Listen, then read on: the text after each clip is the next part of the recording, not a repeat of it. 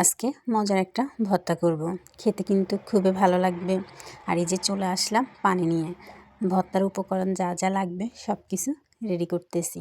এখানে সিম নিলাম, আলু নিলাম, 2 পিস মাছ নিলাম, কাঁচামরিচ নিলাম, সব কিছু সিদ্ধ করে একটু ভেজে নিলাম যাতে একটা গ্রান আসে। কারণ সিমটা একটু পোড়া পোড়া হলে কিন্তু ভর্তার থেকে অনেক দারুণ একটা গ্রান আসবে।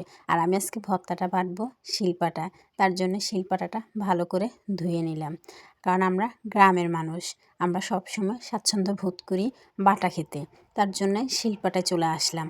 অনেক আধুনিক জিনিস বের হয়েছে যে ভর্তা বাটার জন্য, ওগুলো কোনো কিছুতেই বাটবো না, শিলপাটায় বাটবো। আগে সিম, সেই যে কাঁচামরিচ, আলু এগুলা বেটে নিব।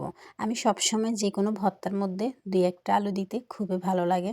তার জন্য আমি সব ভর্তাতে আলুটা দিই, কারণ আমার খুবই ভালো লাগে আলুটা দিতে। এই যে সিম, মরিচ সবগুলা বেটে নিলাম।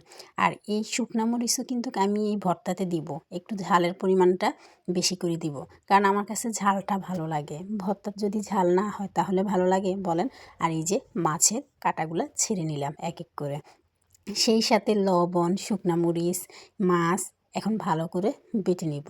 মাছের ভর্তা কিন্তু অনেকে খেতে পছন্দ করেন না, আমাদের কাছে ভালোই লাগে। একবার খেয়ে দেখবেন, দেখলে ভালো লাগবে।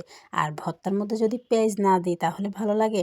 আমি পেঁয়াজগুলো একটু মিশ করে বাটবো না, একটু থেতো করে আড়া বাটা দিয়ে দিব। এই যে দেখুন আমার ভর্তা বাটা শেষ। এখন ভর্তার কালার